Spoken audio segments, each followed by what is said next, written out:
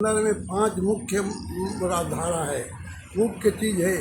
ये चारों चीज़ों का बारे में मैं आप लोगों के सामने में पेश कर रहा हूँ। इसको बड़े बड़े विद्वान, बड़े बड़े शास्त्री कोई गलत के नहीं बोल सकता। पहला आँख, आँख है आँखियाँ, कान, आवाज़, मन और जीव, ये 5 चीज़ है। इसमें कहते आपस में घर में परिवार में झगड़ा होता है, वैसे उन आपस में झगड़ा हो गया तो ये बोलता है, आँख बोलता है कि मैं नहीं रहूँगा तो कैसा जियोगे, ऐसे छोड़ करके 2 साल के लिए बाहर चला गया। तो आदमी अंधा बन गया। तब वो कहा 2 साल के बाद वापस आता है, तो भैया तू कैसे जिंदगी जी सके, अरे चिनियागिरी फोट को तोड़ सही कत को तो चले जा, मैं बिना आँखी के देख सकता हूँ, जैसे अंधा लोग चलते हैं वैसे करके मैं जिया हूँ।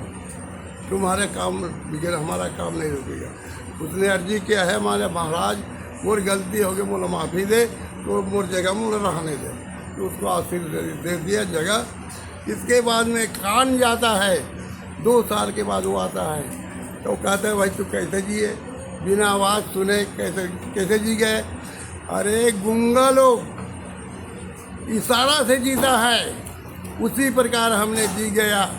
तुम्हारे बिगैर हमारा काम नहीं रुका, तू चले जा। फिर वो माफ़ी मांगा कि भाई मुझ जगह मेरे को रहने दो, और कहाँ जाने दो, रहने दो, माफ़ी मांगता हूँ।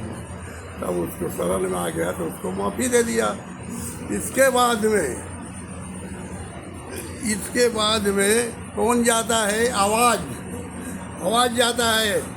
मैं बिना रहे, बिना गोठिया, बिना बात करे मैं तू कैसा जी सकते हो, मैं चला जाता हूँ करके आवाज़ चला गया। आवाज़ जाने के बाद में फिर 2 साल के बाद आवाज़ आता है, क्या भैया तू कैसे जिंदगी रहे, जी ले, बिना मेहनत करे, बिना बोले, बिना समझे कैसे ते जी गए, बिना गोठियाए कैसे जिए। उसने कहा कि भैया मैंने जैसे नान छोटे छोटे बच्चा होता है तो कम से कम 5 साल 6 साल तक उतलाही बोली में अपन इशारा से, माँ बाप के इशारा से वो जिंदा रहता है। उसी प्रकार मैंने बिना बोले मैं जीवन यापन कर सके। एक तो यही हो गया। उसके बाद में मन कहता है चलो, तो चलता है, बैठ कहता बैठता है, उठ कहता तो उठता है। मन की इशारा से सारी संसार में वो अपन भटकता रहता है, जैसा मन कहता है वैसे करता है। तो मन वो भी 2 साल के लिए चला गया। तो तुम कैसे जिए 2 साल के बाद माँ कहे कि तू कैसे जिए भाई बिना मन के। वो बोलते कि देखो रे भाई, हम ऐसे जिए जैसे बच्चा लोग बचपन से लेकर के 15 साल तक किसी के बात में नहीं आता है, न बोलता है। उसी प्रकार वह अपन मन में विचार करके उसने वह कहा से, तो वो कहते भाई मेरे को माफ़ी दो, तो माफ़ी दे दिया। तो उसको भी रखना पड़ा इसलिए। अब इसके बाद में कहते तुम लोग चारों आदमी भाग के आ गए, अब मेरे शरण में रह गया।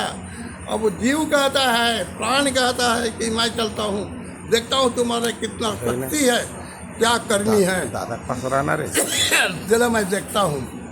ऐसा कहकर वो जीव है, थोड़ा सा शरीर ला छोड़ी से, थोड़ा इशारा करके छोड़ी से, तब कैसे होगे जी, भैया या लड़ोगे रे, केरा पान बतिया या लड़ोगे। अरे कारखाना तो बिगड़ गए, अब कैसे जीवो हमार कारखाना बिगड़ गए भैया, हम कैसे जीवो। सब चारों जाके प्रणाम करे थे गुरुदेव, तोर बिगन हमार जिंदगी रहना बेकार है, इसलिए आप गुरुदेव हो, शक्तिशाली हो, तोर बिगन हमारा काम नहीं चलेगा।